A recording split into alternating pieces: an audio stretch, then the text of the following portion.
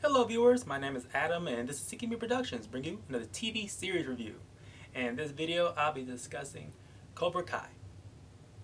So Cobra Kai is the legacy sequel series to the original trilogy of The Karate Kid. The ones that starred Ralph Macchio as Dan LaRusso as the titular character.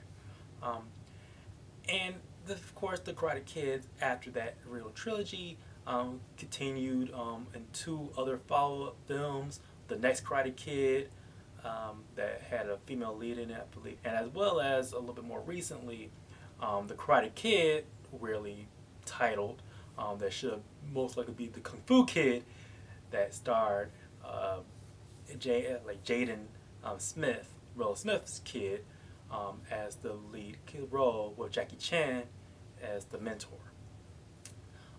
Will Smith clearly and his family are still attached to the Karate Kid franchise, as they're the ones who co-produces this series. The series is created by Josh Hild and John Hurwitz, as well as Hayden Schlossberg, in which they basically develop a sequel television series that was able to run for 6 seasons. That follows on that original trilogy of that era. The show is basically an underdog tale, both narratively and also behind the scenes. Because if anyone who's noticed, who have watched the show when it was airing, it originally was a YouTube Red series for the first 2 seasons. An era where YouTube was developing our own original shows and movies, but that was very short, not a very long-lasting period of time. Thankfully, Netflix, who is the big name in the streaming department, was able to pick it up, and the following 4 seasons afterwards helped make the series a lot more of the popular juggernaut that it is now. This series was able to breathe new life into a very long gestating series of films that, for the most part, a lot of people, the new generation, even though the films are timeless, like there was nothing being made. So, at the time of this video, a new Karate Kid movie is set to be released in 2025. But let's discuss Cobra Kai. So Cobra Kai, like I said, is a follow-up to the original trilogy of films. That started back in 1984. Now, even though that Ralph Macchio was the lead in the original trilogy, the series takes a different approach and actually slightly focuses more on his rival character as in the original film of Johnny Lawrence. Johnny Lawrence, who was the original bully character, who basically pushes Daniel to want to learn to defend himself, and Johnny Lawrence, who was already this up and coming kid in the karate space in the town of All Valley, was at the height of his era during that teen. But Daniel, as we know the story, was able to defeat him in the All Valley tournament. The series, as we know, that it focuses on Daniel's and Johnny's lives adulthood. They clearly had a very stark and contrast in life. As we pick up, Johnny is not is far from grace, especially in his person who clearly peaked in high school. Unfortunately, he can't get a career. Cobra Kai, the actual dojo of which the show is named after, was shut down, and so basically Johnny is struggling to make ends meet. In contrast, Daniel is living his best life, and very decently, as his own car dealership that he owns and operates with his wife, and even has his own kids, a boy and a girl. Johnny is also a father in this series, but he has a very strained one. Now, and his basically down together in a very rundown apartment complex, Gianni meets young Miguel Diaz. And Miguel Diaz, similarly to when Daniel was a teen, was a bullied youth. And when Gianni meets him, he actually does help him fend off against bullies. And similar to how the traditional story unfolds, Miguel asks for Gianni to teach him. And this brings new life to Gianni, an urgency, and thus Cobra Kai is going to become up and running. But this builds a lot of contention with Daniel, and so a good majority of the series is about this continuous rivalry between Cobra Kai and as well as Daniel's martial arts of Miyagi-Do, passed down from his own Mr. Miyagi. First season of Cobra Kai, it plays off basically a very similar fashion to the original series, with Miguel as the new leading teen character, but with more of a focus on the lead of Gianni trying to get his life back together. And Daniel is more of the antagonistic figure. We see the various changes of Cobra Kai as they change their vast in scope and also leadership. And for the most part, what the series does is a deconstruction of many of the familiar tropes of what people may know of what the Karate Kid series have done, and is for the most part it's been a very solid run. For as compared to most legacy follow-up films or even TV shows, the show also does a good job at balancing not only the original sets of characters, but also introducing the new generation. And so it gets very chaotic, and some of the dramatic heights of which this series will go into, especially in its later seasons. In contrast to the films, actually, the story is more, it has a slightly more humorous touch to it, almost to a sitcom degree. So it's characterized as more of a comedy drama, as it pokes holes at some of the those tropes as I just discussed, I mentioned. But it's playful but endearing. So the show very much wears its heart on its sleeves, and it's very sincere when it really counts. And despite how the very drastic changes this series goes towards, it does maintains that focus, and especially when it comes to developing the characters that we know. Gianni Lawrence, portrayed by William Zabka, he is very much, like I said, a person who acts as a character who peaks in high school but is now suffering on a much more very low degree, the lowest of which you could possibly go, without being homeless, which is quite unfortunate for him. We see that over the life that Gianni basically never really had that very stable mentor figure, and it affected his life very much so, very in contrast to Daniel, who, even though Daniel could have easily lived this life if it wasn't for Mr. Miyagi, who essentially, as we go along, very much helped him along the way up until his passing. Unfortunately, it has to build his reputation back up. With his relationship with his son, it's very tumultuous as well. It's a relationship that builds up over time. It's a very rewarding factor. It's uniquely fun in regards because you have this person who's pretty much so much in the past that he struggles with struggles with what present day life is in store as far as social cues and whatnot. He's out of touch, and so seeing him, William Zabka, portray this once hated character, developed into someone who's much more relatable and also much more endearing. Ralph Macchio comes back more confident than ever, especially with the life that he has lived. Daniel live.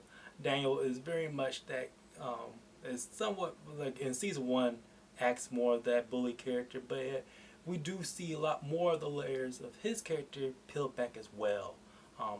We see that not even though that he's living this very much idealized family, American family lifestyle, his own his own corner is not as shiny as it once was. We see like we dive deep into his relationship with his children, him basically having a golden child of a daughter who is very much that he teaches karate himself.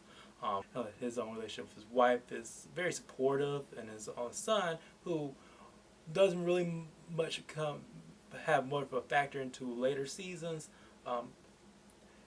is a very contrasting of what his upbringing as well. As far as the the next generation is concerned, Miguel Diaz, played by Xolo Maridueña, a highly up and coming star in of itself because of this series, is fascinating to see.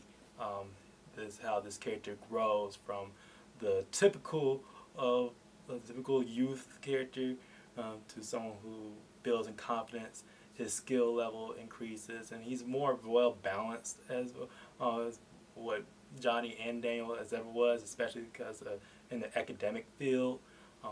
You really see that this character has a career well beyond what is that was set before him, and his relationship with Gianni particularly is it acts as though that father and son experience that unfortunately Gianni had to rebuild with his own biological kid, Robbie King. Tori Nichols, played by Peyton, who I feel as though have the best storyline in the whole series. A character who does start out as the very bullish and violent character, in which we, as the story goes along, we see that she is a person whose life is very much up against the world. It's a highly contrast between the character of Daniel's own daughter, who we see this who developed this rivalry situation. A lot of rival pairings between the Samantha LaRusso and Tori, Robbie Keane and Miguel Diaz. Very much continuing mirroring of Daniel LaRusso and Johnny's, and a lot of these character interactions are amplified by the returning characters of many of the returning other actors from the original series, like the antagonists of John Kreese, portrayed by Martin Kove, who returns, and as well as Terry Silver, portrayed by Thomas Ian Griffin, also, who comes back. These two represent the ever-changing dynamics of Cobra Kai, and we see very much more of that, their backstories of the antagonists, they're very much veterans of war, but yet, so Terry Silver, as we know from The Karate Kid Part 3, live a very fanciful lifestyle, but yet finds his way back into Cobra Kai because of John Kreese's involvement. These two very much identify the high extremes of what Cobra Kai used to be, and something that Gianni himself is trying to steer away from. And a lot of the times, a very major theme that this story goes by is trying to seek out that balance of from the teachings of Miyagi-Do, but knowing when to strike first from the Cobra Kai. Due to the show's lightly comedic nature, a lot of the characters outside of what I'm mostly discussing this review do play off a lot more cartoonish than you would that the average viewer will probably want, because the series at times don't tend to take itself seriously, despite the fact that it does have some dramatic highs in of itself, which is so it comes off a little bit hit and miss. But the overall production, it begins very low scale, Like I said, this was also because of YouTube starting around. They didn't really put that much money into the show in of itself, but it was very appropriate. Like it's standard as where the show began. It's very much shot as like a single camera sitcom at times. The show takes place in very limited locations and sets that is quite noticeable. So the scope of the show does feel small in comparison to something else that you also be on Netflix, but the sense is able to maintain sincerity. I don't mind. It also deals with the actual charm because like a lot of the locations are recreations of what was originally shown in the film. So very nice. Now with a series that's about karate, the fight scenes are a highlight. Part of the reason why I stayed on, as not only because of this relatable and familiar characters. The choreography is very well done, mostly due to the younger cast members of the series. William Zabka and Dan LaRusso, and William Zabka and Ralph Macchio, and Extension, as well as Thomas Ian Griffin and Martin Kove. They'd have it's very noticeable that they struggle with some of their choreography. Thankfully, the main character, Johnny Lawrence, he is slightly better than the other older cast members, and so it makes more sense. And so it's like he comes off his fight choreography slightly a little bit more believable than others. Sorry, Ralph Macchio, your younger days are not young, but unfortunately, he gets top. But he gets this movie. He gets to lead in the next movie. And so, you come for the fights, stay for the characters. The show also welcomes a nice selection of classic 80s soundtrack on top of a very nicely done, but not overly done, synth score that echoes that period time, despite the fact that the show is set in present day. So not a lot of modern selections that is shown. But so overall, Cobra Kai, I would say this is a series is mostly good. I would like if the show aimed to be slightly a little bit more serious like the films, and the fight choreography of the older cast members was a lot more better, it probably would have been a lot more better, like higher. But I had a nice good time watching this series. Continued. It was able to end on its own terms. Yeah, especially in the final stretch of episodes in season 6, they made some very rewarding experiences on television. My name is Adam, and this has been Seeking Me Productions. Be sure to like, share, and subscribe, and comment below. What is your familiarity with the Karate Kid franchise? Did you like Cobra Kai? Or are you looking forward to the next film? What other stories, what other legacy films or series out there that are worth going back to for Hollywood to continue on? Also, be on the lookout for our other content we post on other outlets of X, Threads, Instagram, and Letterboxd for other discussion of media. My name is Adam, and this has been Seeking Me Productions. See you.